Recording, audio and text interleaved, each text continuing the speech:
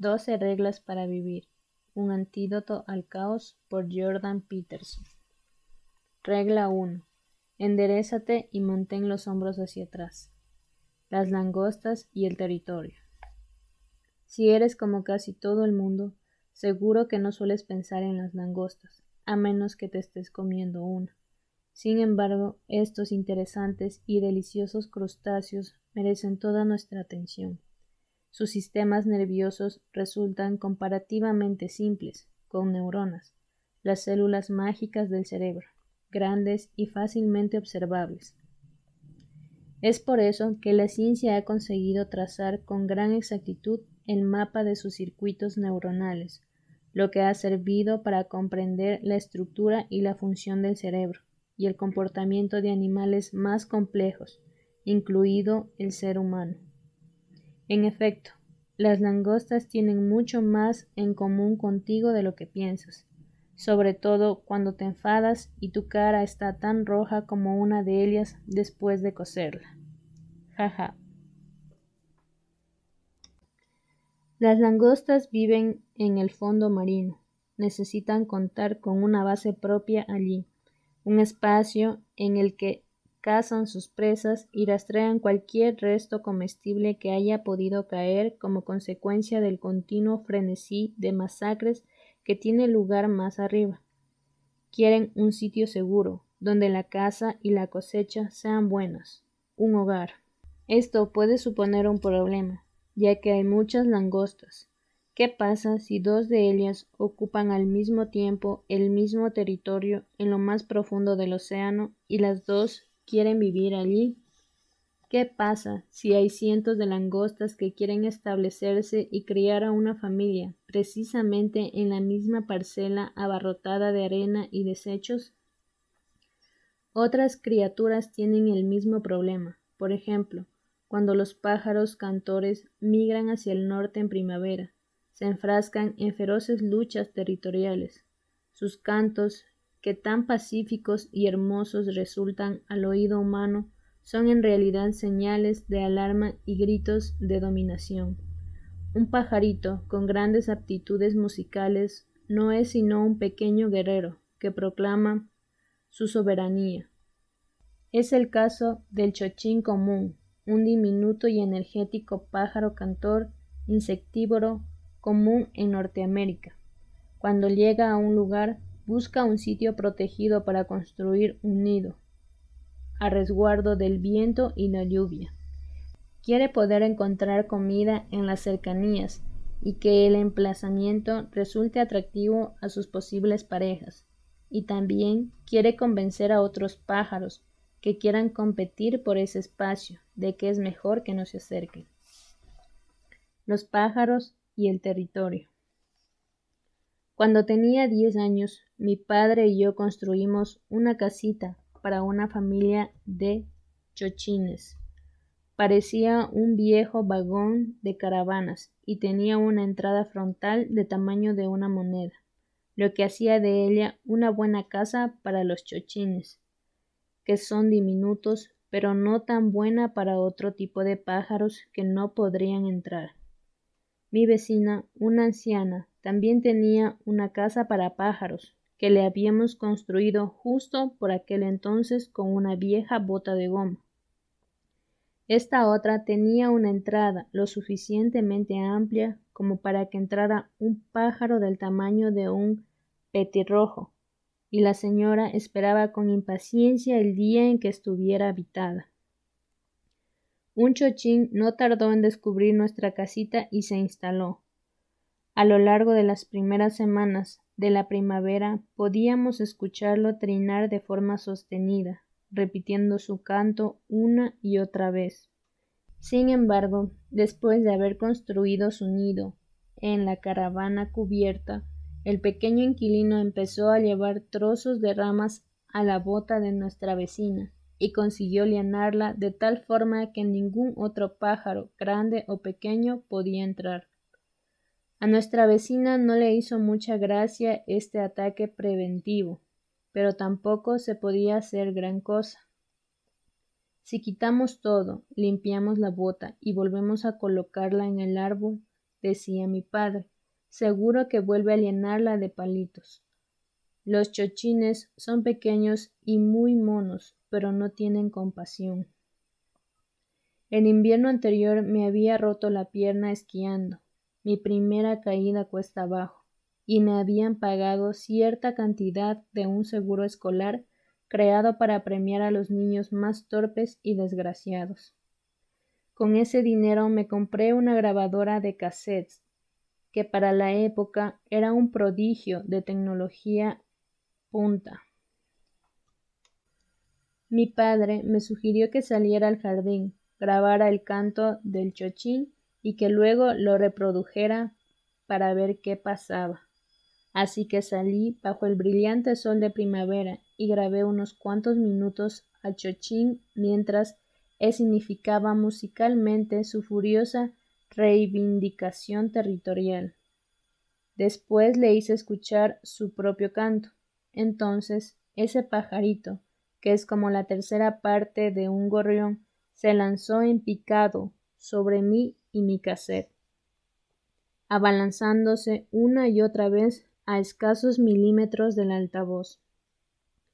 Fue algo que veríamos muy a menudo, incluso sin la grabadora.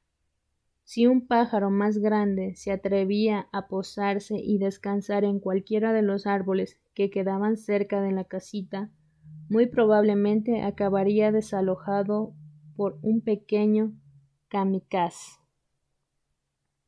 Ahora bien, las langostas y los chochines son muy diferentes. Las langostas no vuelan ni cantan, ni se posan en los árboles. Los chochines tienen plumas, no caparazones rígidos. Los chochines no pueden respirar debajo del agua y no suelen servir con un poco de mantequilla. Sin embargo, también comparten aspectos importantes. Por ejemplo, ambos están obsesionados con el estatus y la posición, como otras muchas criaturas. El zoólogo y psicólogo comparativo noruego Thorleif Skjelderup observó en 1921 que hasta los más comunes pollos de corral establecen un orden a la hora de picotear la comida. Determinar de quién es quién en el mundo del pollo tiene importantes implicaciones para la supervivencia de cada uno de ellos, sobre todo en tiempos de carestía.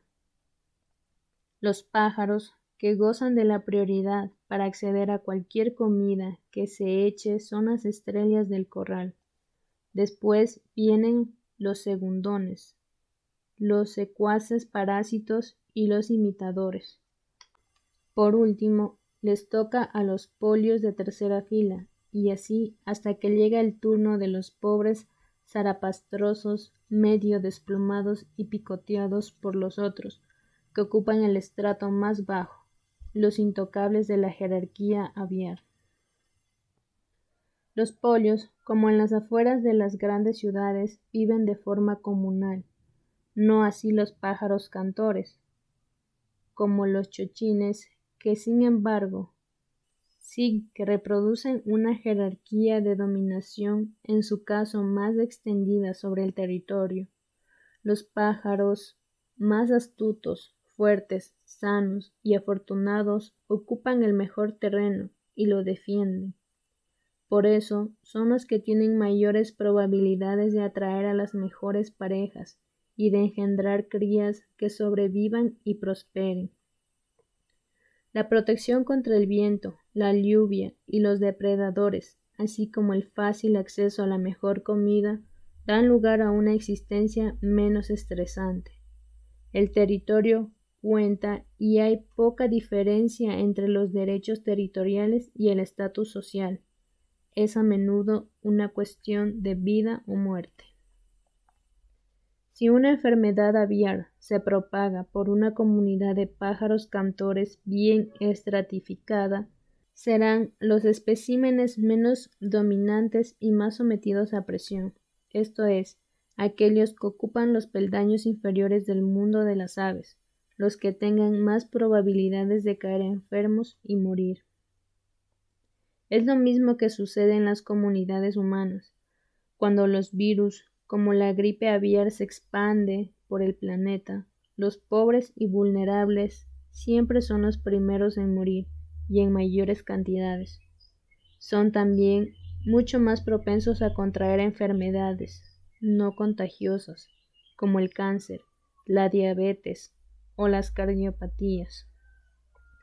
Cuando la aristocracia se resfría, como suele decirse, las clases trabajadoras mueren de neumonía. Como el territorio cuenta y como los mejores sitios siempre son escasos, su búsqueda es una fuente de conflictos en el mundo animal. El conflicto, por su parte, produce otro problema, como ganar o perder sin que las partes en discordia asuman un coste demasiado elevado. Esta cuestión resulta de particular importancia. Imagina que dos pájaros se lanzan a una riña a causa de una zona particularmente deseable para anidar. La interacción puede degenerar con gran facilidad en un combate físico abierto. En tales circunstancias, uno de los pájaros, por lo general, el más grande, terminará ganando, pero incluso éste puede acabar herido. Eso significa que un tercer pájaro, totalmente ileso, un astuto observador, puede aparecer como buen oportunista y vencer al ganador que ahora está lisiado. Un resultado así no es nada bueno para ninguno de los dos pájaros del principio. El conflicto y el territorio. A lo largo de milenios, los animales que tienen que cohabitar con otros en los mismos territorios han ido aprendiendo numerosos ardides para conseguir dominar y al mismo tiempo exponerse lo mínimo posible a cualquier daño. Un lobo derrotado, por ejemplo, se tumba boca arriba, exponiendo su garganta al vencedor, que no se dignará a seccionarla. Puede que este lobo ahora victorioso precise en el futuro a un compañero de caza, incluso uno tan patético como el enemigo que ahora yace a sus pies. Los dragones barbudos, unos lagartos particularmente sociables, mueven sus patas delanteras en círculos, con delicadeza, para indicarle a otro individuo su deseo de mantener una armonía social. Los delfines generan vibraciones sonoras especiales mientras cazan y en otros momentos de particular intensidad para evitar potenciales conflictos entre grupos dominantes y subordinados. Los comportamientos de esta naturaleza son, por tanto, endémicos en la comunidad de los seres vivos. Las langostas, con sus idas y venidas, rastreando el fondo submarino, no son ninguna excepción. Si cazas una docena y las transportas a una ubicación diferente, podrás observar los rituales y técnicas que llevan a cabo para formar su estatus. Cada langosta empezará por explorar el nuevo territorio, en parte para ir tomando nota de sus detalles y en parte para encontrar un buen refugio. Las langostas tienen una gran capacidad para asimilar información sobre los lugares donde viven y recordarla. Si asustas a una cuando estás cerca de su nido, volverá en un santiamén para esconderse. Sin embargo, si haces lo mismo cuando se encuentra a cierta distancia, saldrá inmediatamente disparada al refugio más cercano, que previamente habrá identificado y que recordará a la perfección. Una langosta necesita contar con un escondite seguro para descansar, lejos de los depredadores y las fuerzas de la naturaleza. Por añadidura, las langostas mudan de caparazón cuando crecen, lo que significa que durante determinados periodos de tiempo son blandas y vulnerables. Una madriguera debajo de una roca es un buen hogar para una langosta, sobre todo si a su alrededor se encuentran conchas y otros detritus que puedan arrastrarse para cubrir la entrada una vez que el crustáceo se ha puesto cómodo en el interior. No obstante, puede que solo haya un número muy restringido de refugios o escondites de primera clase en cada nuevo territorio. Son escasos y valiosos, así que las restantes langostas siguen explorando en su búsqueda. De modo que es bastante frecuente que una langosta tope con otra cuando está explorando, y como han demostrado algunos investigadores, incluso un ejemplar criado en aislamiento sabe qué hacer cuando esta situación se presenta. Lo cierto es que el crustáceo cuenta en su sistema nervioso con complejas conductas de defensa y agresión. Empieza a moverse en círculos como un boxeador, abriendo y cerrando sus pinzas, dando pasos hacia adelante, atrás y a los lados, que reproducen los de su oponente mientras agita una y otra vez las pinzas abiertas. Al mismo tiempo, utiliza unos propulsores especiales que tiene bajo los ojos para disparar a su rival chorros de líquido. Este contiene una mezcla de sustancias químicas que informan a la otra langosta de su tamaño, sexo, condición física y su disposición en ese momento. En ocasiones, a una langosta le basta con ver el tamaño de la pinza para entender que su oponente la supera en talla y en ese caso se retirará sin pelear. La información química intercambiada mediante ese líquido puede conseguir el mismo efecto y convencer a un individuo en peor estado físico o menos agresivo de que desista. Este es el nivel 1 de resolución de conflictos. No obstante, si las dos langostas tienen tamaños y habilidades en principio semejantes, o si el intercambio de líquidos no ha transmitido información suficientemente esclarecedora, pasarán al nivel 2. Entonces, sacudiendo frenéticamente las antenas y con las pinzas dobladas hacia abajo, una de las dos avanza y otra retrocede. A continuación, la otra avanza y la primera retrocede. Después de unas cuantas rondas de esta dinámica, la langosta que se sienta más nerviosa puede llegar a la conclusión de que no tiene gran cosa que ganar si insiste. En este caso, retirará la cola instintivamente, huirá hacia atrás hasta desaparecer y seguirá buscando por otro lado. No obstante, si ninguna se inmuta, pasarán al nivel 3, que sí supone un verdadero combate. Las langostas, que a estas alturas están rabiosas, se lanzan agresivamente a la pelea con las pinzas extendidas. Cada una intenta volcar a la otra boca arriba. Cuando una lo consigue, la otra entiende que su rival está en condiciones de causarle verdadero daño. Por lo general se rinde y se va, aunque no sin un enorme resentimiento que la hará chismorrear sin parar sobre la vencedora a sus espaldas. Si ninguna lo consigue, o si una no se rinde después de ser volteada, entonces pasan al nivel 4. Esto supone un riesgo extremo y por eso no es un paso que se dé sin previa consideración, pues una de las dos langostas terminará la disputa herida, quizá de muerte. Ahora los animales avanzan el uno hacia el otro con una velocidad cada vez mayor. Tienen las pinzas abiertas para poder agarrar una pata, una antena, un ojo o cualquier otra cosa que se quede al descubierto. Cuando consiga atrapar una parte del cuerpo, la atacante intentará arrancarla y para ello sacudirá la cola hacia atrás con brusquedad, mientras mantiene la pisa firmemente cerrada. Cuando una pelea llega a este punto, suele terminar con una langosta claramente vencedora y otra derrotada.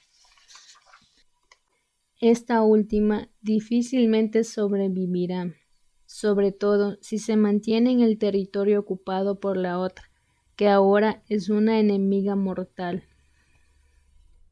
Tras perder una batalla, independientemente de lo agresivo que haya sido el combate, la langosta se muestra incapaz de volver a luchar, incluso contra otra a la que haya derrotado en una ocasión anterior. Una combatiente vencida pierde la confianza, en ocasiones durante días, pero a veces la derrota tiene consecuencias todavía más graves.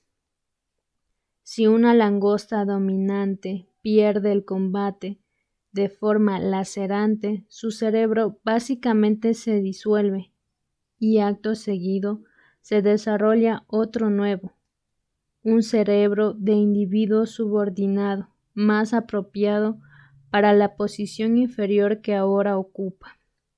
En efecto, su cerebro original no es lo suficientemente complejo para gestionar la transformación de monarca en último mono sin desintegrarse por completo y volver a desarrollarse.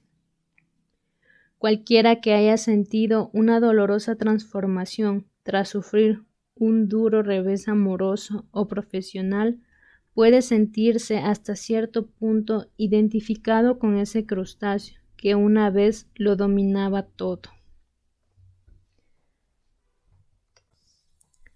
La neuroquímica de la derrota y la victoria.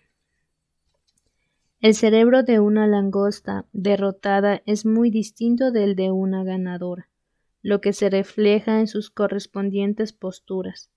Es la proporción de dos sustancias químicas, la serotonina y la octopamina, lo que determina si una langosta rebosa confianza o se arrastra desmoralizada. La victoria aumenta la proporción de la primera respecto a la segunda. Una langosta con niveles elevados de serotonina y bajos de octopamina es un marisco petulante y presumido, con poca predisposición a retirarse frente a un desafío. La razón es que la serotonina contribuye a regular la flexión corporal. Una langosta en flexión extiende sus apéndices para parecer grande y peligrosa, como Clint Eastwood en un spaghetti western. Cuando se aplica serotonina a una langosta que acaba de perder un duelo, se estira, provoca incluso a quien le ha hecho morder el polvo y pelea más fuerte y durante más tiempo. Los fármacos que se prescriben a las personas que atraviesan una depresión, los cuales inhiben de forma selectiva la recaptación de serotonina, vienen a tener el mismo efecto químico y las mismas consecuencias en la conducta, en lo que resulta una de las más asombrosas demostraciones de la continuidad evolutiva de la vida terrestre. El Prozac consigue alegrar incluso a las langostas. La combinación de alta serotonina y baja octopamina caracteriza entonces a las vencedoras.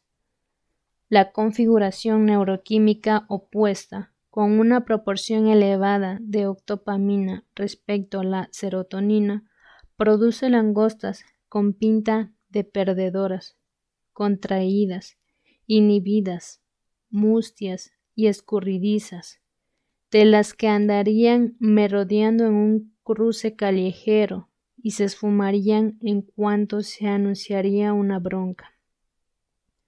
La serotonina y la octopamina también regulan el reflejo de retirar la cola, que le sirve a la langosta para propulsarse rápidamente hacia atrás cuando necesita escapar. Se requiere un menor nivel de provocación para obtener esa reacción en una langosta derrotada, algo similar a la reacción de alarma que se da en soldados o niños maltratados con estrés postraumático. El principio de la distribución desigual. Cuando una langosta derrotada recupera la moral y se atreve a volver a pelear, sus probabilidades de perder son mayores de lo que cabría esperar teniendo en cuenta su historial de batallas acumuladas. Por el contrario, la que obtuvo la victoria tiene más probabilidades de ganar. En el mundo de las langostas se juega al doble o nada a favor del ganador, al igual que en las sociedades humanas, donde el 1% más rico cuenta con las mismas riquezas que el 50% de más abajo, y las 85 personas más ricas tienen lo mismo que los 3.500 millones que ocupan la parte inferior. Ese mismo principio brutal de distribución desigual se produce fuera del ámbito financiero. De hecho, en cualquier parte donde se requiera una producción creativa. Así, por ejemplo, la mayor parte de los artículos científicos los publica un grupo muy reducido de investigadores. Tan solo una minúscula proporción de músicos produce la práctica totalidad de la música comercial que llega a grabarse. Apenas un puñado de autores vende todos sus libros. En Estados Unidos se venden anualmente hasta 1,5 millones de títulos distintos, pero solo 500 de estos libros superan las 100,000 copias. Del mismo modo, solo 4 compositores clásicos,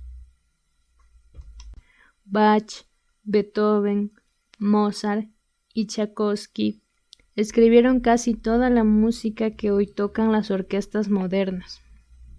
Por su parte, Bach fue un autor tan prolífico que harían falta décadas de trabajo tan solo para copiar a mano todas sus partituras, si bien solo una pequeña porción de tan prodigiosa producción se interpreta habitualmente.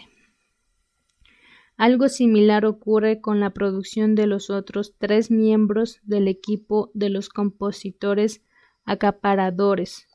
Solo una parte minúscula de su legado se sigue ejecutando.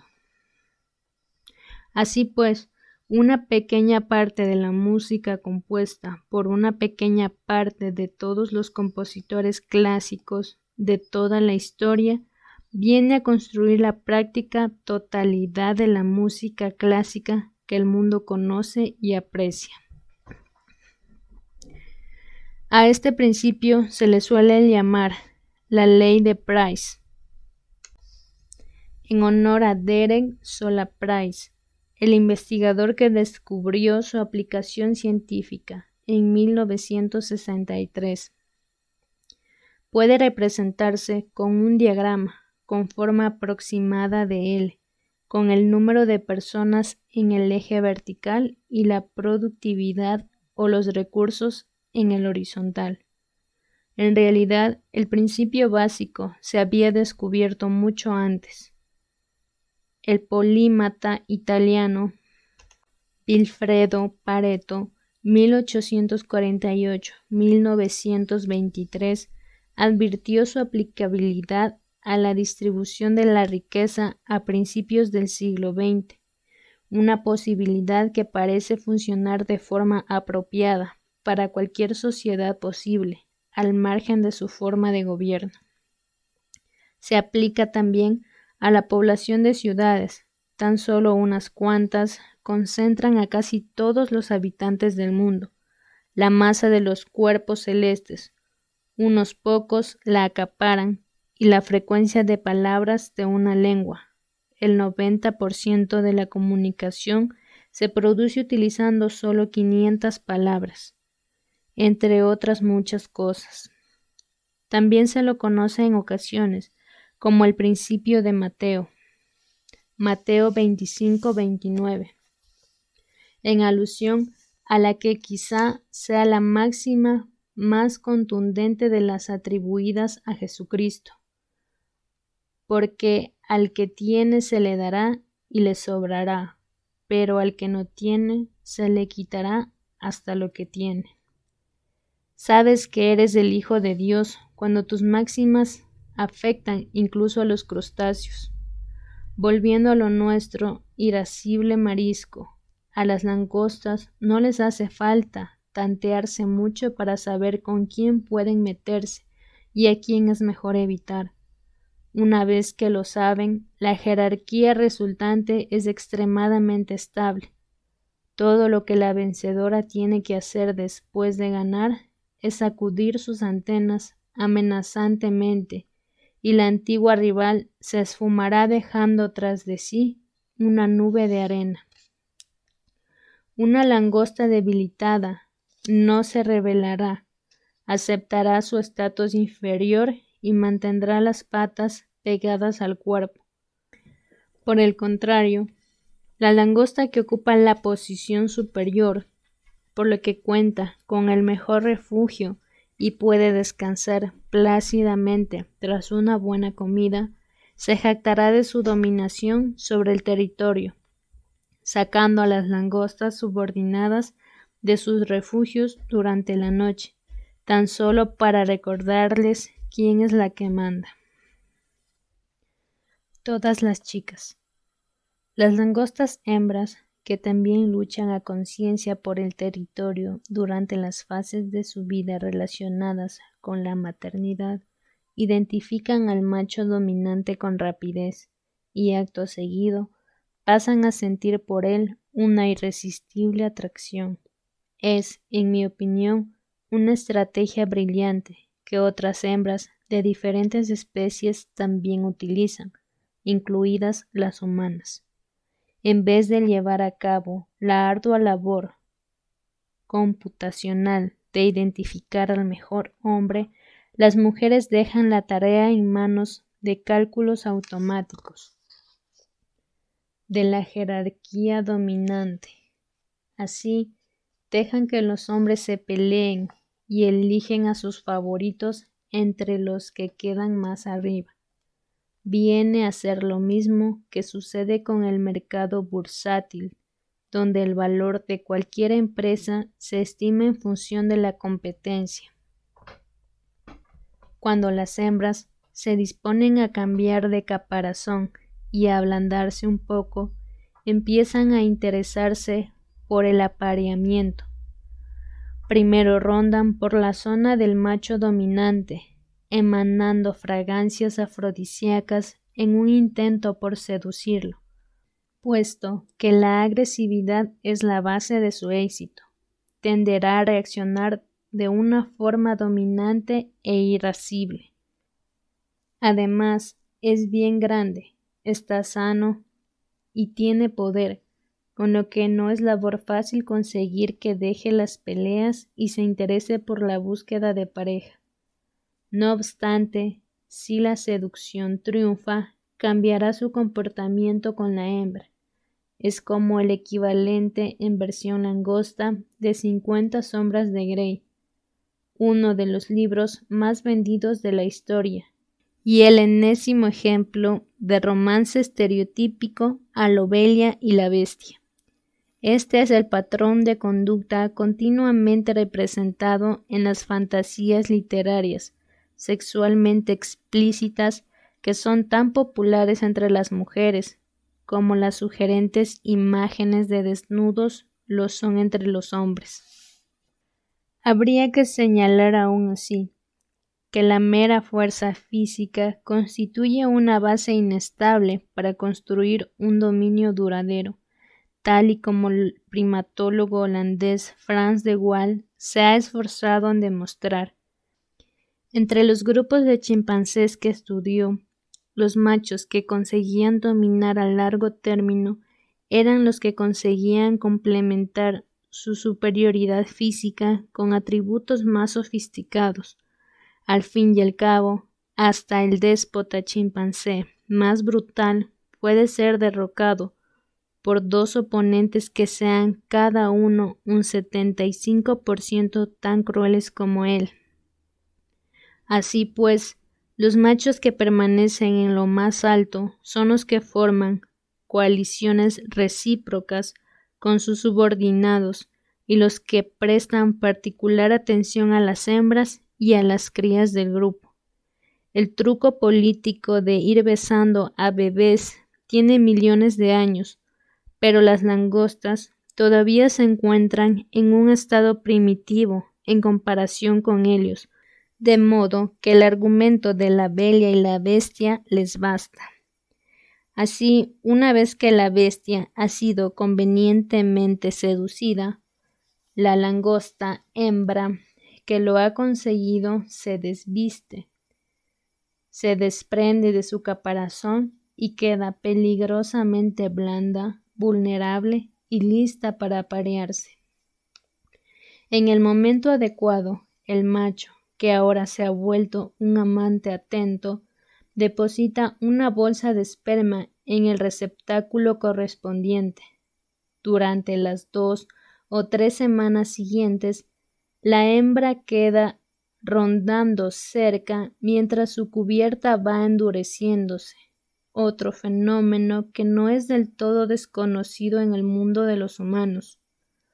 Cuando le apetece, vuelve a su propio refugio, que está lleno de huevos fecundados, y es entonces cuando otra hembra intenta hacer lo mismo, y así una y otra vez.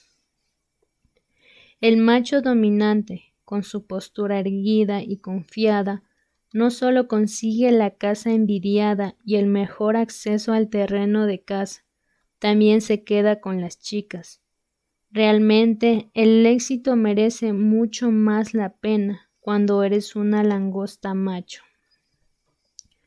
¿Por qué todo esto resulta relevante?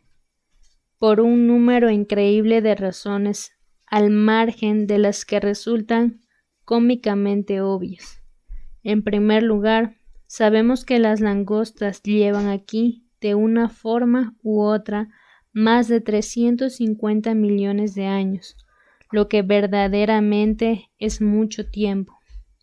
Hace 65 millones de años todavía había dinosaurios, algo que se nos antoja extremadamente remoto. Sin embargo, para las langostas, los dinosaurios eran una especie de nuevos advenedizos que aparecieron y desaparecieron en el flujo de un tiempo casi eterno. Esto nos indica que las jerarquías de dominio han construido un elemento permanente del ambiente al que cualquier forma de vida compleja se ha adaptado. Hace unos 300 millones de años, los cerebros y los sistemas nerviosos eran comparativamente simples. No obstante, ya poseían la estructura y la neuroquímica necesarias para procesar información sobre el estatus y la sociedad. Difícilmente se puede exagerar la importancia de este hecho. La naturaleza de la naturaleza. En biología, decir que la evolución es conservadora resulta una perogrullada. Cuando algo evoluciona, tiene que partir de aquello que la naturaleza ya ha producido. Puede que se añadan nuevos elementos y algunos de los antiguos quizás sufran alguna alteración, pero la mayor parte de las cosas se quedan igual. Es por ello que las alas de los murciélagos, las manos de los seres humanos y las aletas de las ballenas resultan extraordinariamente similares en su forma esquelética. Tienen incluso el mismo número de huesos, y es que la evolución estableció las bases de la fisiología hace mucho tiempo. Así, la evolución funciona en gran medida mediante la variación y la selección natural.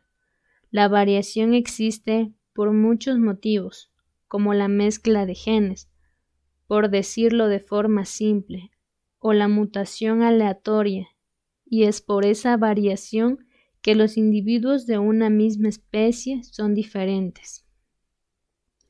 La naturaleza los va eligiendo a lo largo del tiempo. Esta teoría, como se ha señalado, parece explicar la continua alteración de las formas de vida a lo largo de eones. Pero hay una cuestión adicional menos evidente. ¿De qué naturaleza se habla cuando se habla de selección natural? ¿Cuál es exactamente el ambiente al cual se adaptan los animales? Asumimos muchas cosas acerca de la naturaleza, lo que tiene sus consecuencias. Mark Twain dijo en una ocasión: lo que nos mete en problemas no es lo que no sabemos, sino lo que creemos que sabemos, pero no sabemos. Para empezar, es fácil dar por sentado que la naturaleza posee una naturaleza propia, algo estático, pero no es el caso, o al menos no en un sentido simple. Es estática y dinámica al mismo tiempo. El propio ambiente, la naturaleza que elige, se transforma. El conocido símbolo del yin y el yang de los taoístas lo plasma a la perfección. El ser de los taoístas, la propia realidad, se compone de dos principios opuestos, a veces traducidos como el femenino y el masculino, o más exactamente, la hembra y el macho. Sin embargo, el yin y el yang se interpretan de forma más exacta como el caos y el orden. El símbolo taoísta es un círculo que rodea a dos serpientes, de la cabeza a la cola. La serpiente negra, el caos, tiene un punto blanco en la cabeza, mientras que la serpiente blanca, el orden, tiene un punto negro en la suya.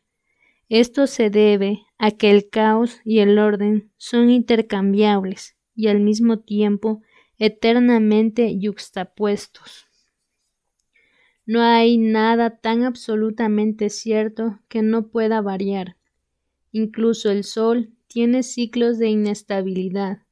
De la misma forma, no hay nada tan susceptible al cambio que no pueda estabilizarse.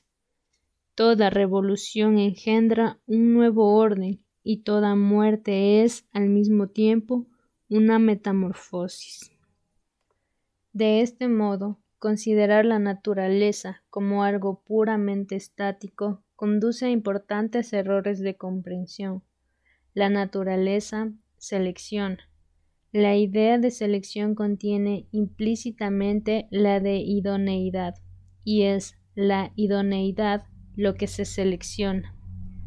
La idoneidad, por decirlo de alguna forma, es la probabilidad de que un organismo determinado engendre descendencia, perpetuando así sus genes.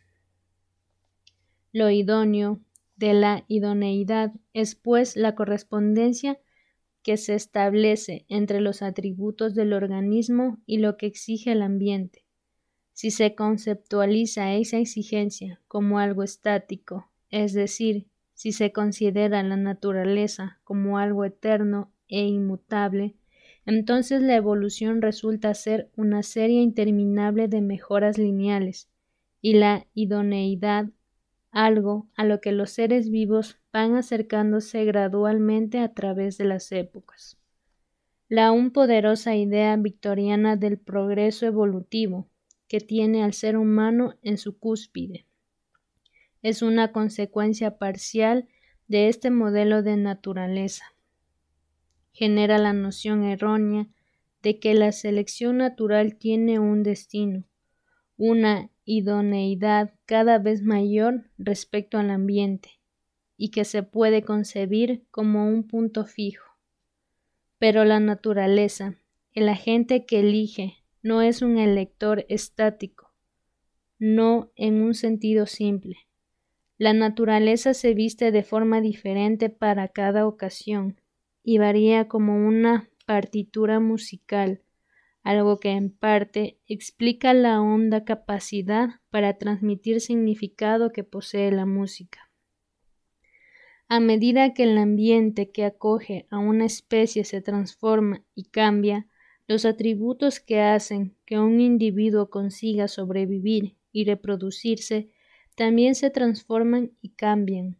Así pues, la teoría de la selección natural no postula que las criaturas vayan adaptándose de forma cada vez más precisa a un patrón especificado por el mundo.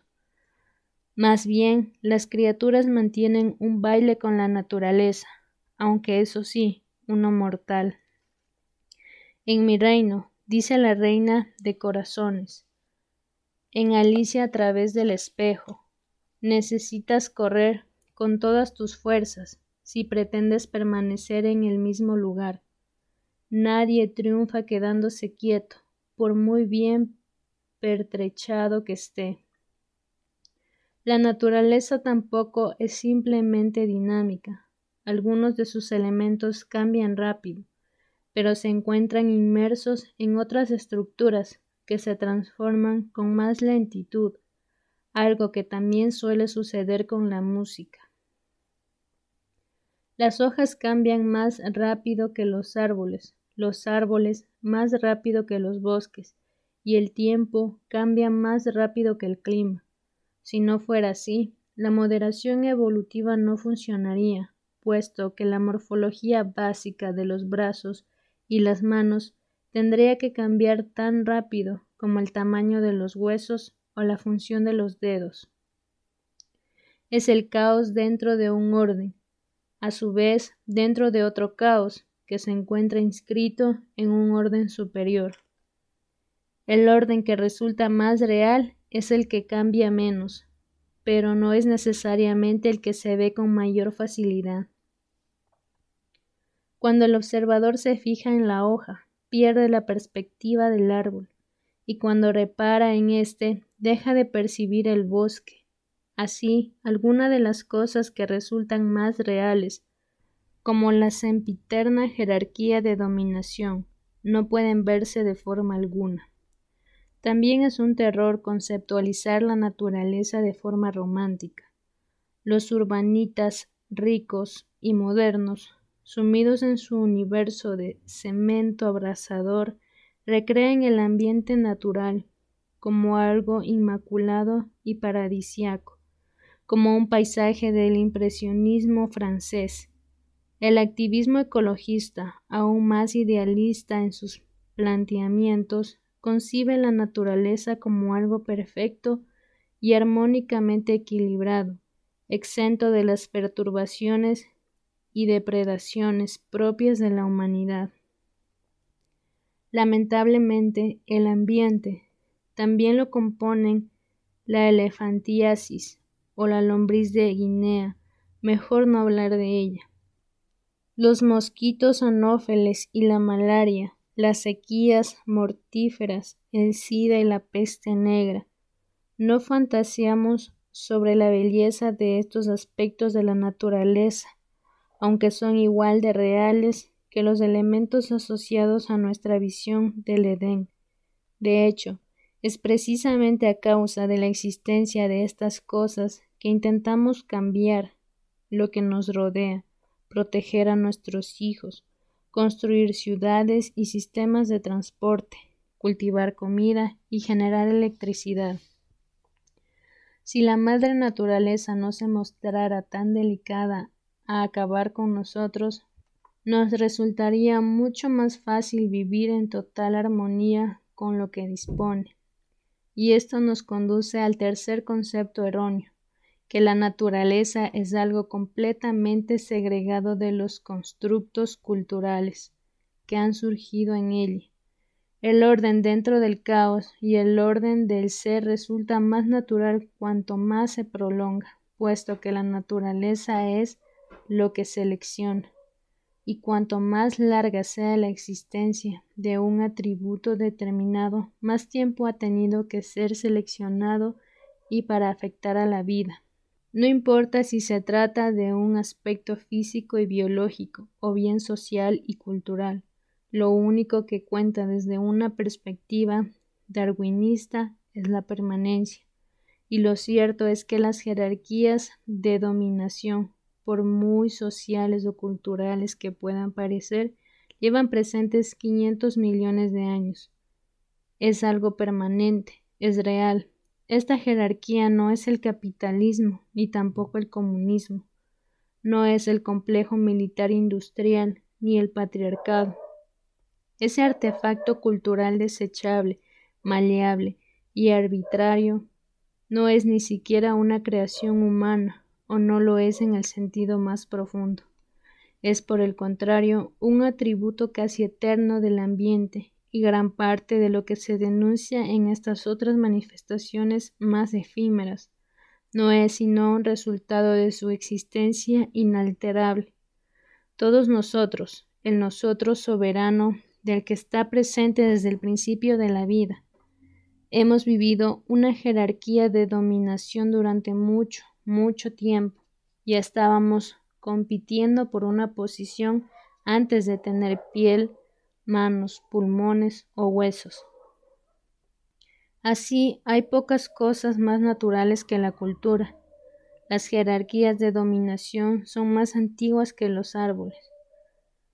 La parte de nuestro cerebro que registra nuestra posición en la jerarquía de dominación es por eso fundamental y excepcionalmente antigua.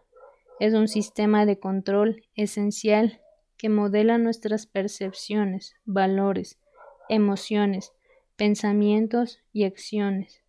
Afecta de forma directa a todos los aspectos de nuestro ser, conscientes e inconscientes. De ahí que cuando sufrimos una derrota, nos comportemos de forma muy parecida a las langostas que han perdido una pelea. Nuestra postura se encoge, miramos al suelo, nos sentimos amenazados, heridos, ansiosos y débiles. Si las cosas no mejoran, caemos en una depresión crónica. En tales circunstancias, no resulta fácil hacer frente al combate que exige la vida, con lo que acabamos siendo víctimas idóneas de los matones de caparazón fuerte, y no solo resultan llamativas las similitudes relacionadas con el comportamiento y la experiencia, pues gran parte de la neuroquímica subyacente es la misma. Pongamos como ejemplo la serotonina, la sustancia química que controla la postura y las retiradas de las langostas. Aquellas que se encuentran en posiciones inferiores producen comparativamente bajos niveles de serotonina, al igual que ocurre con los seres humanos que ocupan posiciones análogas, y estos bajos niveles disminuyen aún más con cada derrota.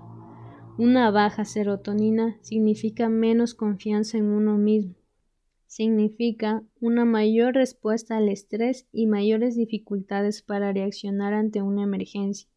Y en el punto inferior de la jerarquía de dominación, en cualquier momento puede ocurrir cualquier cosa, nada bueno por lo general. Significa menos felicidad, más dolor y ansiedad, más enfermedad y una esperanza de vida menor, tanto en los humanos como en los crustáceos.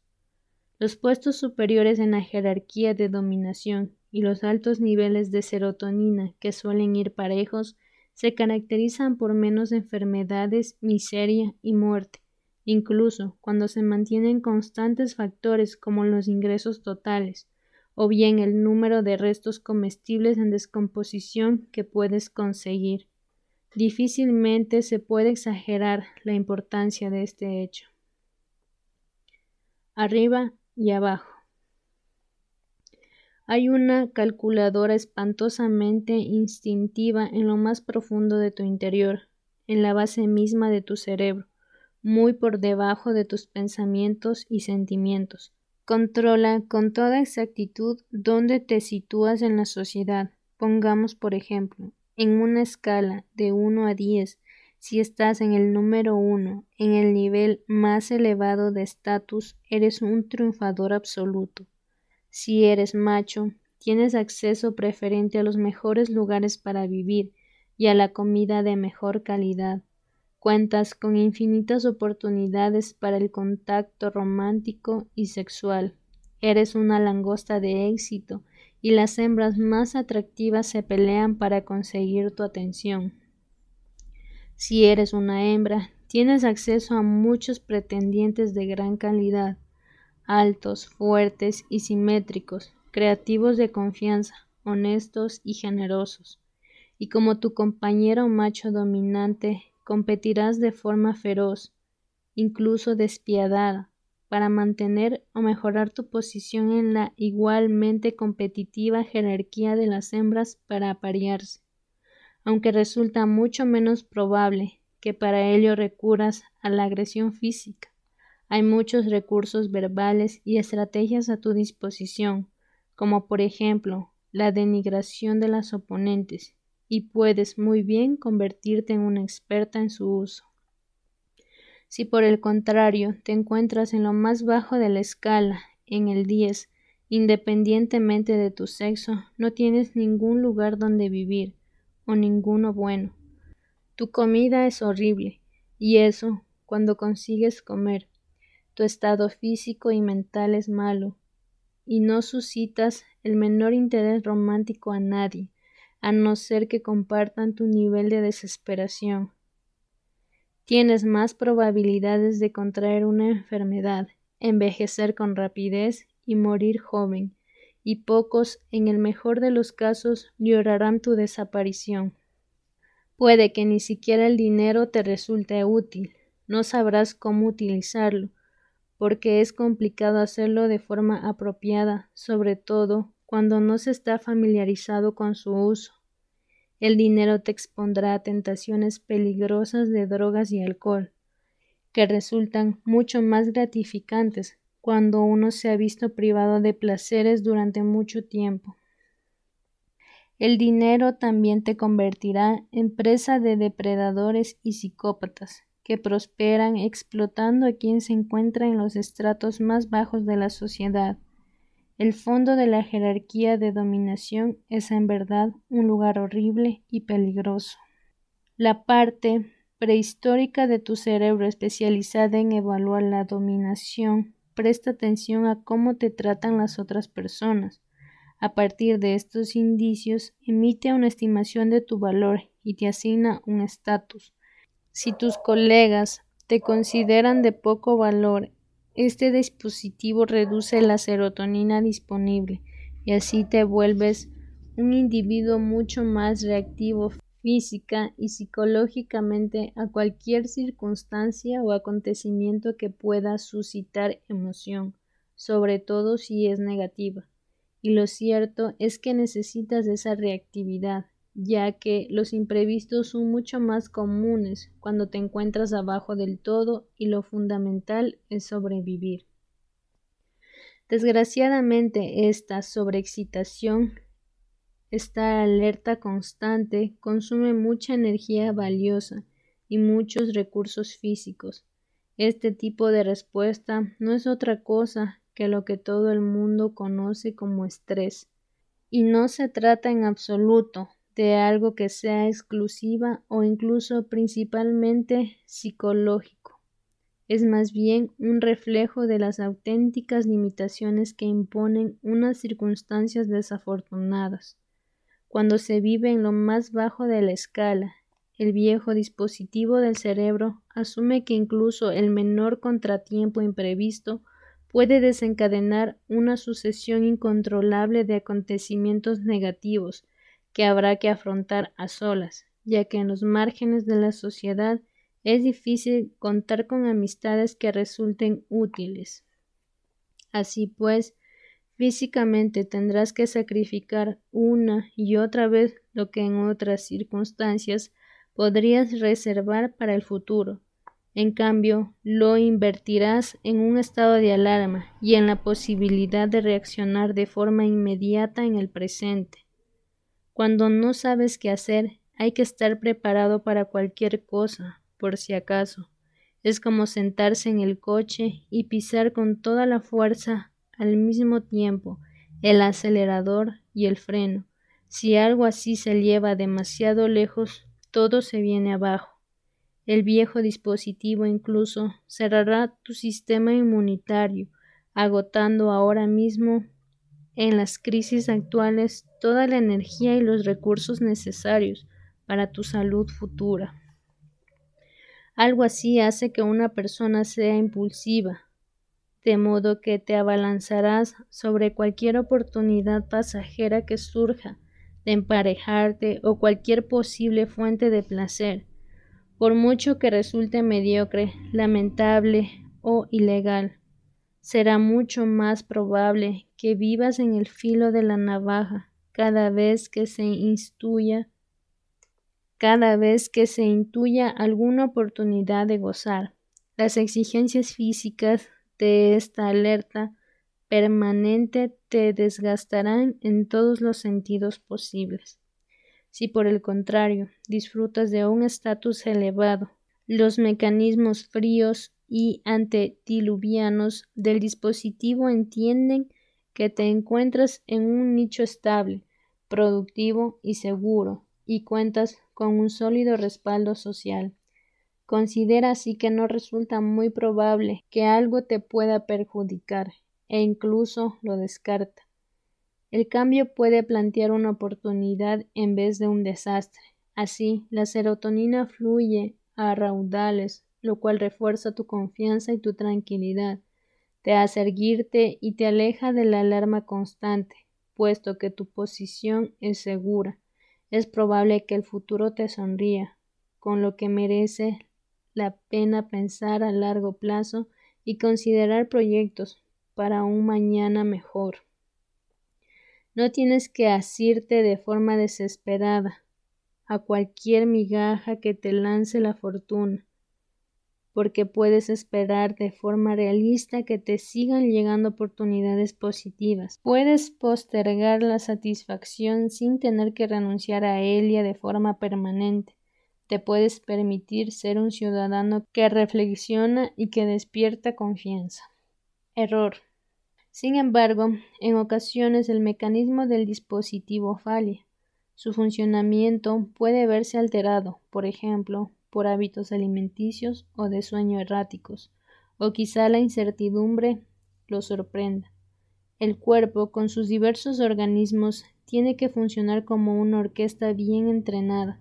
Cada sistema tiene que desempeñar su papel de forma correcta y exactamente cuando le corresponde. De lo contrario, se produce el caos.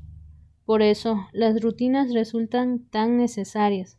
Las acciones que repetimos cotidianamente tienen que ser automatizadas, tienen que convertirse en hábitos sólidos y estables, de tal forma que pierdan su complejidad y resulten simples y predecibles.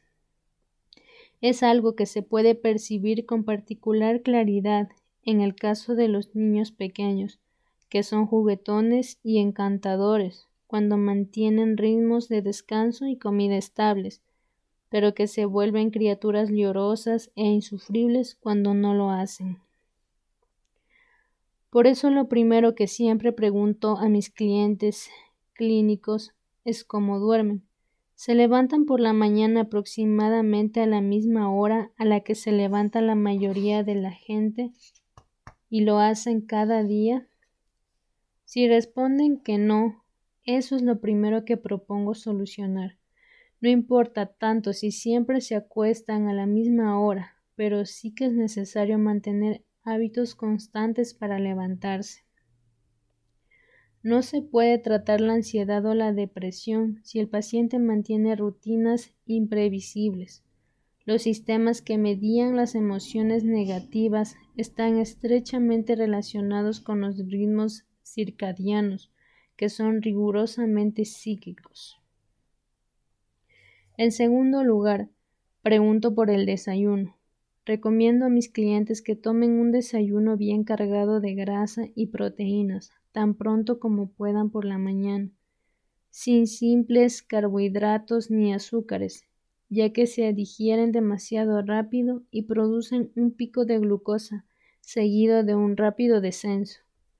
Es por eso que las personas que sufren ansiedad o depresión siempre se encuentran agobiadas, sobre todo si hace tiempo que sus vidas están descontroladas.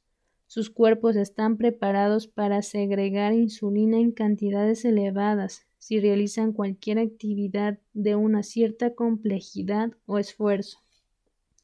Si lo hacen después de una noche en ayunas o antes de comer, el exceso de insulina en la sangre absorberá toda la glucosa.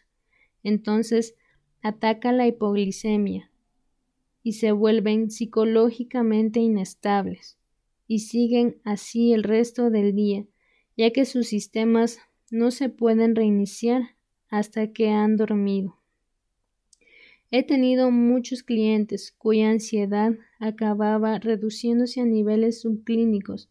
Simplemente habían empezado a dormir respetando un horario establecido y a desayunar. Otras malas costumbres también pueden interferir con el funcionamiento apropiado del dispositivo. Unas veces ocurre simplemente por motivos biológicos que no se entienden con exactitud. Otras sucede porque esos hábitos inician un complejo bucle de retroalimentación positiva. Un bucle de retroalimentación positiva requiere un detector de entrada, un amplificador y algún tipo de salida. Imagina una señal recibida por el detector de entrada, amplificada y después emitida mucho más fuerte. Hasta ahora todo bien. Los problemas se presentan cuando el detector de entrada también recibe la emisión producida y la vuelve a introducir en el sistema, amplificándola y emitiéndola de nuevo. Tras unas cuantas rondas de intensificación, las cosas se descontrolan de forma peligrosa. Casi todos hemos tenido que soportar el ensordecedor chillido generado por un bucle durante un concierto. Cuando el sistema de sonido se pone a chirriar, el micrófono envía una señal a los altavoces que la emiten. El micrófono puede captar dicha señal y hacer que el sistema vuelva a procesarla. Si el sonido está demasiado alto o si se encuentra muy cerca de los altavoces, rápidamente el sonido se amplifica hasta niveles insoportables, suficientes para destruir los altavoces si continúa. El mismo bucle destructivo sucede en la vida de las personas. En la mayoría de los casos, los catalogamos como enfermedad mental cuando sucede, incluso si no ocurre exclusivamente o incluso para nada en la mente de las personas. La adicción al alcohol o a cualquier otro tipo de sustancia que altere el estado de ánimo es un ejemplo frecuente de proceso de retroalimentación positiva. Imaginemos a una persona a la que le gusta beber, quizás un poco más de lo que debería. Se bebe enseguida 3 o 4 copas y su glucosa se dispara. Esta situación puede resultar extremadamente estimulante, sobre todo si se trata de alguien con una predisposición genética al alcohol, pero solo sucede cuando los niveles de glucosa suben de forma sostenida, lo cual solo ocurre si el bebedor sigue bebiendo. Cuando cesa, la glucosa no solo se estanca y luego empieza a caer en picado, sino que su cuerpo comienza a producir una variedad de toxinas a medida que metaboliza el etanol consumido. También empieza a notar los efectos de la abstinencia a medida que los sistemas de ansiedad que la ingesta había bloqueado comienzan a responder de forma amplificada. La resaca no es más que la abstinencia producida por el alcohol, que a menudo acaban con los alcohólicos que la sufren. En este caso, empieza en cuanto se deja de beber. Para conservar esa cálida intensidad y mantener a raya las desagradables secuelas, el bebedor puede simplemente seguir bebiendo hasta consumir todo el licor que tiene en casa o hasta que los bares cierren y se quede sin blanca. Al día siguiente se levanta con una tremenda resaca. Hasta ahora no es más que una situación desagradable. El problema verdadero comienza cuando descubre que su resaca se puede curar con unas cuantas copas más por la mañana. Una cura así es obviamente temporal, no hace más que aplazar ligeramente los síntomas de la abstinencia, pero puede que eso sea lo que se busca a corto plazo, si la miseria que se sufre es lo suficientemente cruda. Así que ahora el bebedor ha aprendido a curarse de su resaca, y cuando la medicina es lo que causa la enfermedad, se ha creado un bucle de retroalimentación positiva. El alcoholismo es una consecuencia frecuente en tales condiciones. Algo parecido suele ocurrirles a las personas que desarrollan un trastorno de ansiedad, como la agorafobia. Quienes la padecen pueden llegar a sufrir tal angustia a causa del miedo hasta el punto de no volver a salir de casa. La agorafobia es la consecuencia de un bucle de retroalimentación positiva. A menudo, el primer capítulo que desencadena el trastorno es un ataque de pánico. El paciente suele ser una mujer de mediana edad que ha sido demasiado dependiente de otras personas. Quizá pasó de estar excesivamente protegida por su padre a una relación con un novio o un marido mayor y considerablemente dominante, con lo que tuvo poco o ningún margen para vivir cierta independencia. En las semanas previas al desarrollo de la agorafobia, a la mujer en cuestión le suele ocurrir algo inesperado y anómalo. Puede ser algo fisiológico, como palpitaciones en el corazón, que son comunes en estos casos y que resultan más probables durante la menopausia, cuando los procesos hormonales que regulan la experiencia psicológica de una mujer fluctúan de forma impredecible. Cualquier alteración perceptible de la frecuencia cardíaca puede hacer pensar tanto en un infarto como en todo el vergonzoso repertorio de angustias y sufrimientos vinculados con una convalecencia, ya que la muerte y la humillación social suelen constituir los temores más comunes. El suceso inesperado puede ser también un conflicto conyugal, la muerte de la pareja o el divorcio u hospitalización de alguien cercano. Así pues, es un acontecimiento real, lo que suele precipitar esta intensificación del miedo a la muerte y el juicio social. Tras la conmoción, puede que esta mujer salga de casa y se dirija a un centro comercial. Hay mucha gente que resulta complicado aparcar, lo que supone una tensión añadida.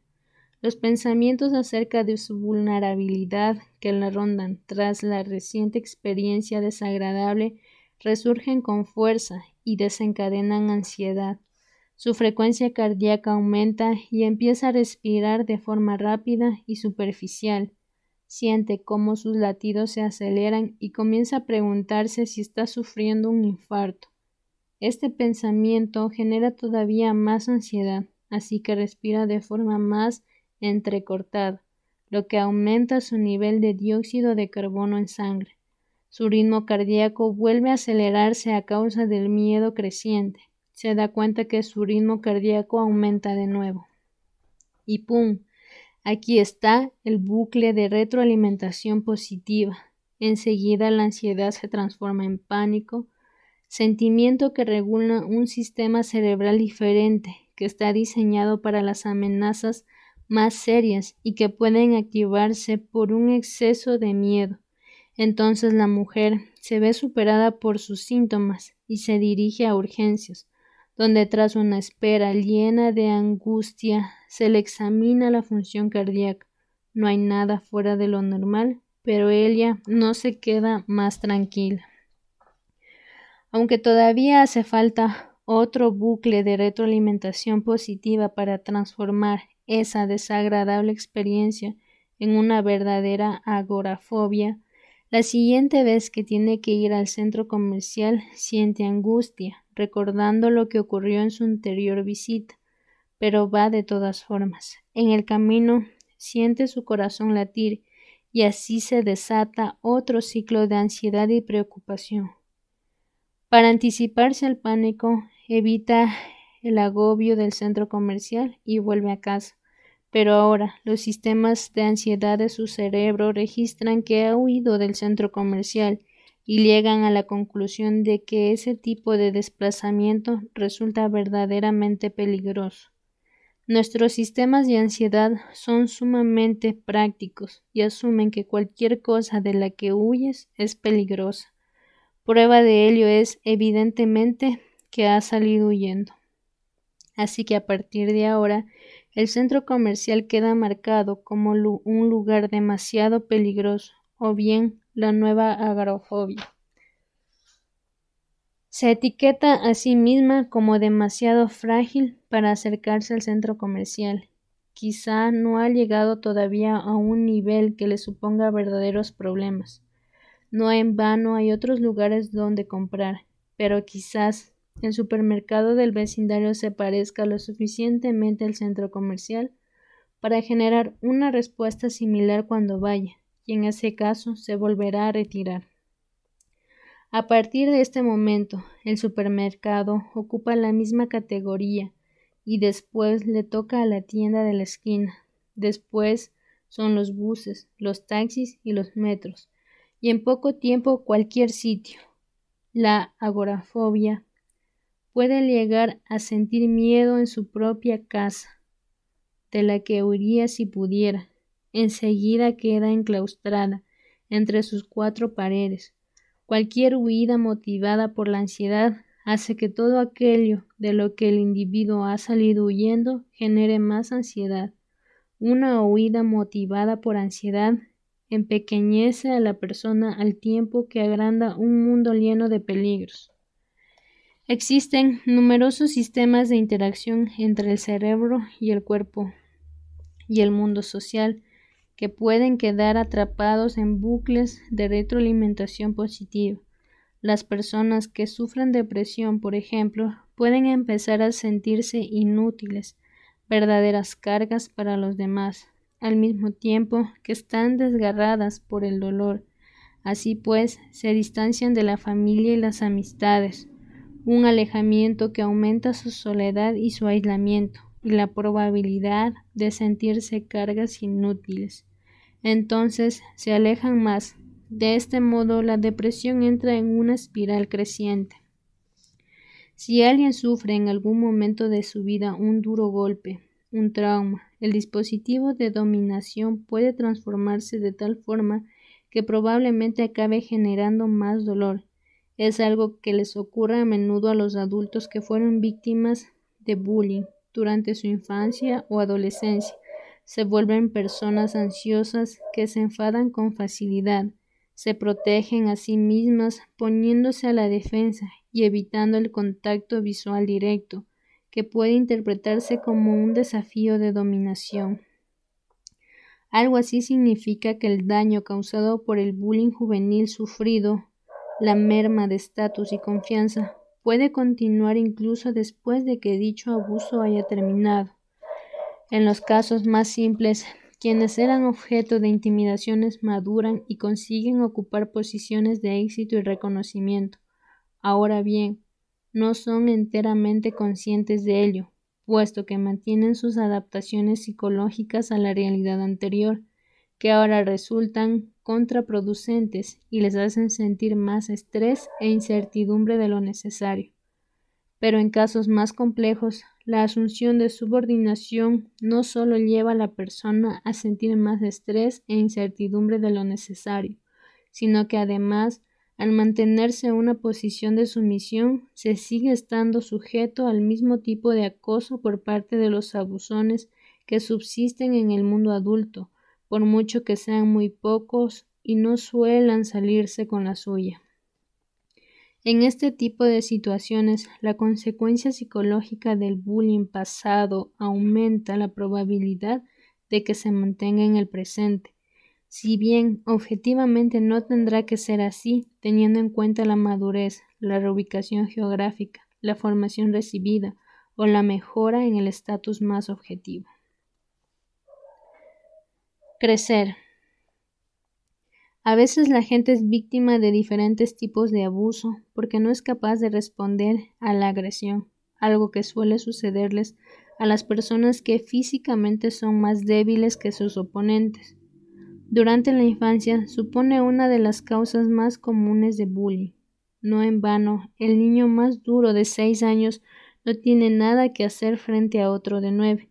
Sin embargo, en la etapa adulta, una gran parte de ese poder diferencial desaparece a medida que se estabiliza un tamaño físico medio similar, más allá de la dualidad entre hombres y mujeres, puesto que ellos tienden a ser más altos y fuertes, sobre todo en la parte superior del cuerpo. Además, en el mundo adulto, la intimidación física generalmente se sanciona de forma más sistemática y severa.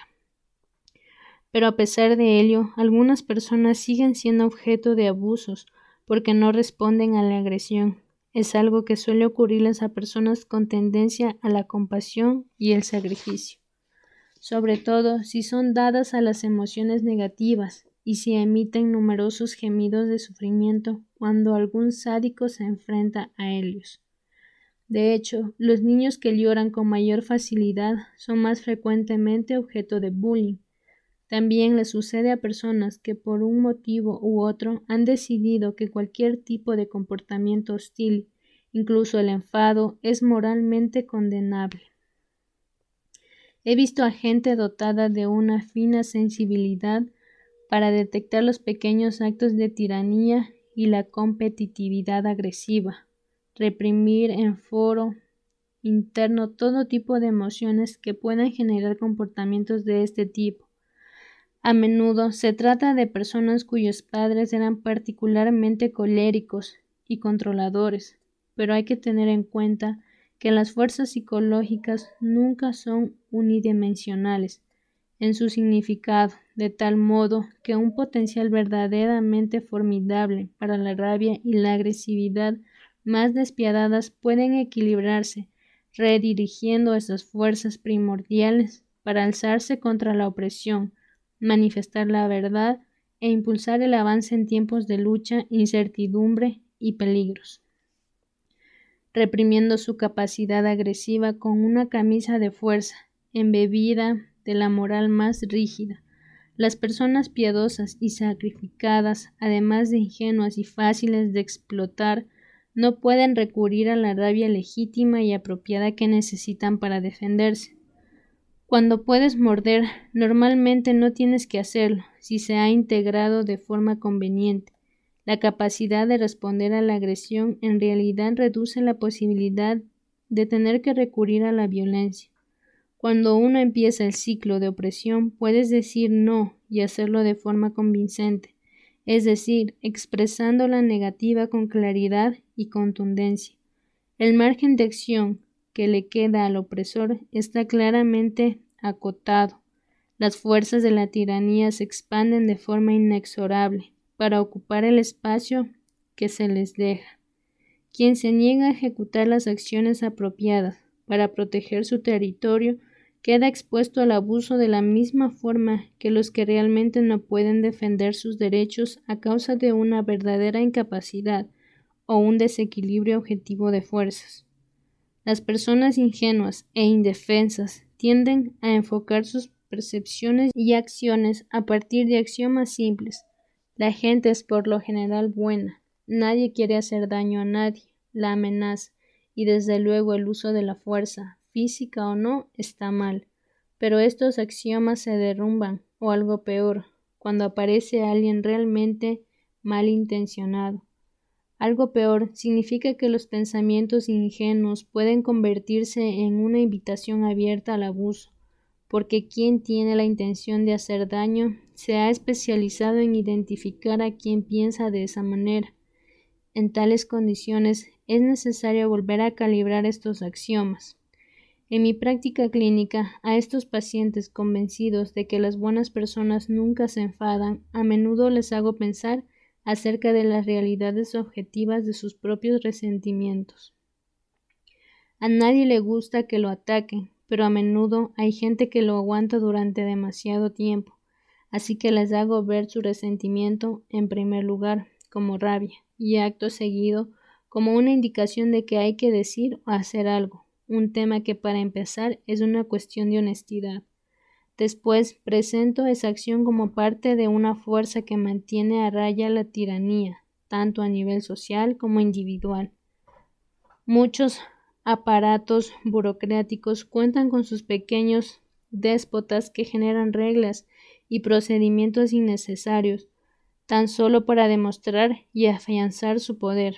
Son personas que suscitan a su alrededor ondas de resentimiento, que de verbalizarse limitarían este tipo de expresiones patológicas de poder. De este modo, la voluntad del individuo de defenderse protege a todo el mundo de la corrupción social. Cuando las personas ingenuas descubren la capacidad de enfadarse que poseen en su interior, sufren una conmoción, en ocasiones considerable. Un ejemplo similar es la susceptibilidad que presentan los nuevos soldados al trastorno de estrés postraumático, a menudo como consecuencia de algo que han visto hacer a sí mismos y no de algo que les ha ocurrido. Así, de repente se comportan como los monstruos que pueden llegar a ser en condiciones de batalla, y la revelación de tal capacidad acaba con su mundo. No es de extrañarse, quizá daban por hecho que los autores de las mayores atrocidades de la historia eran personas que no tenían nada que ver con ellos. Quizá nunca habían identificado en su interior la capacidad de oprimir y abusar, quizá tampoco la de afirmarse y triunfar. Por mis manos han pasado pacientes que tan solo con ver la crueldad reflejada en la cara de sus agresores se veían arrastrados por el pánico a años enteros de convulsiones histéricas cotidianas. Esta clase de personas suele proceder de familias en las que han estado exageradamente protegidas, donde se niega la existencia de cualquier cosa terrible y donde todo es como un cuento de fantasía. Cuando esa revelación sucede, es decir, cuando estas personas ingenuas reconocen dentro de sí mismas las semillas del mal y la monstruosidad y se ven como potencialmente peligrosas, el miedo que sienten disminuye, desarrollan un mayor amor propio y puede que comiencen a resistirse a la opresión. Comprueban que poseen la capacidad de rebelarse, porque en el fondo también son terribles. Descubren que pueden y deben alzarse, porque empiezan a comprender lo verdaderamente monstruosas que se volverán si no lo hacen, convirtiendo su resentimiento en el apetito más vorazmente destructivo. Digámoslo con claridad, hay una diferencia muy sutil entre una capacidad integrada para la absoluta destrucción y la fuerza de carácter, y saberlo constituye una de las lecciones más difíciles de la vida. Puede que seas un perdedor nato, o puede que no, pero si lo eres, no tienes que seguir siéndolo. Quizá solo hayas desarrollado una mala costumbre, quizá no seas más que un cúmulo de malas costumbres. En cualquier caso, incluso si originalmente esa postura retraída te la impusieron las circunstancias, porque no eras popular o sufriste bullying en casa o en el colegio, ya no tiene por qué ser adecuada. Las circunstancias cambian. Si vas arrastrándote con las mismas pintas que caracterizan a una langosta derrotada, la gente te asignará un estatus inferior y ese antiguo dispositivo del fondo de tu cerebro que compartes con los crustáceos te atribuirá un número bajo de denominación y entonces tu cerebro producirá poca serotonina, lo que te hará menos feliz, más ansioso y triste, y con más tendencia a bajar la cabeza cuando tendrías que levantarte y defenderte. También reducirá tus probabilidades de encontrar un buen lugar para vivir, de tener acceso a los mejores recursos y de encontrar una pareja sana y atractiva. Te hará más propenso a abusar de la cocaína o el alcohol, al estar viviendo en un mundo presente lleno de futuros inciertos. Te hará más vulnerable a las enfermedades cardíacas, al cáncer y a la demencia. En resumidas cuentas, no es bueno. Las circunstancias cambian y tú también puedes hacerlo. Los bucles de retroalimentación positiva que multiplican un efecto puede lanzarte a una espiral contraproducente, pero también funcionar en sentido inverso a tu favor. Esa es la otra lección, mucho más optimista, la de la ley de Price y la distribución de Pareto. Aquellos que empiezan a tener probablemente conseguirán más. Algunos de estos bucles que propulsan hacia arriba pueden ocurrir en tu propio espacio privado y subjetivo. Las alteraciones del lenguaje corporal constituyen un buen ejemplo. Si un científico te pide que te muevas los músculos faciales uno a uno para formar un gesto que transmita tristeza, notarás que te sientes más triste. Si por el contrario se te pide que los muevas para conformar un gesto de felicidad, notarás que te sientes más feliz.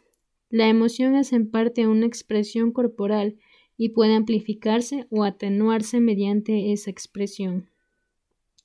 Algunos de los bucles de retroalimentación positiva ilustrados por el lenguaje corporal pueden suceder más allá de los límites personales de la experiencia subjetiva, en el espacio social que compartes con otras personas.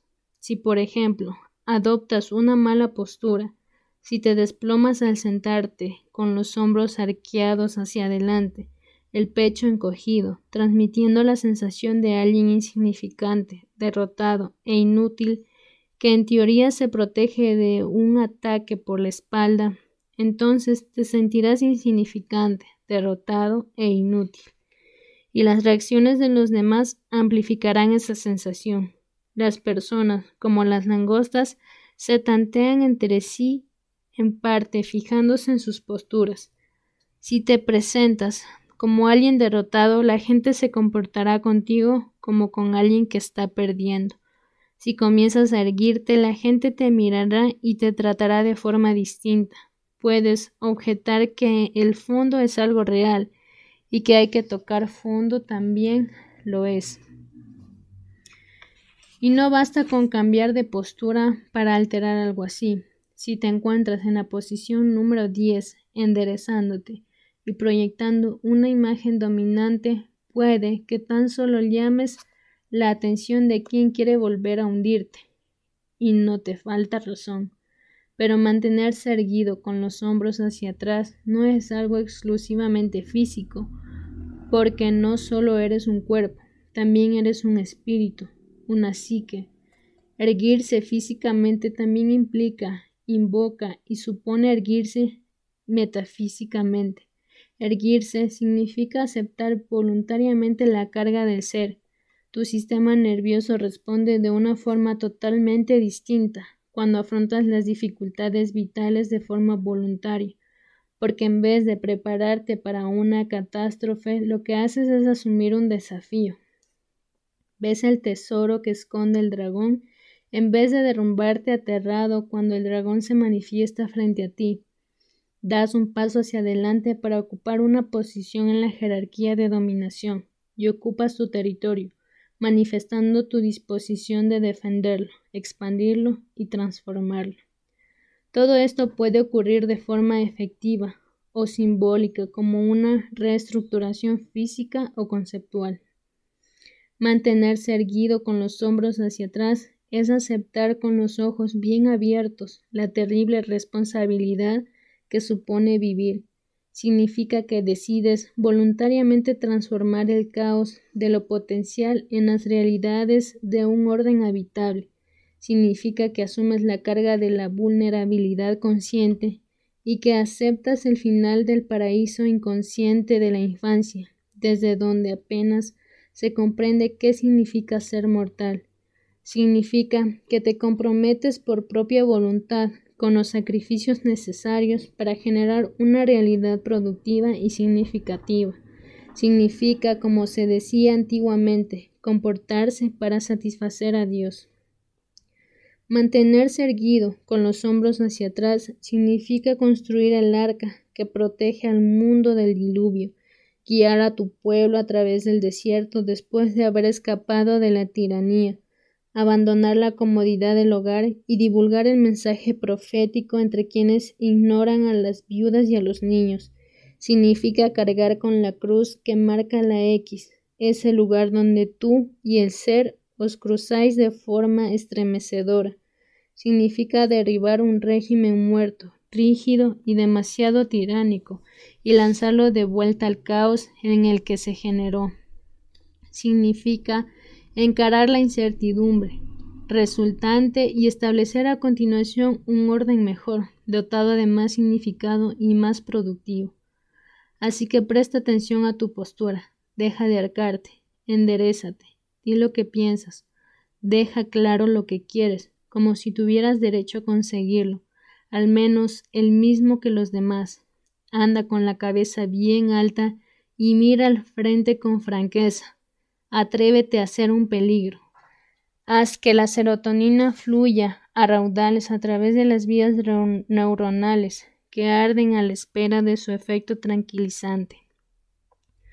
La gente y tú también empezará a asumir que eres una persona capaz y competente, o por lo menos no sacarán inmediatamente la conclusión inversa.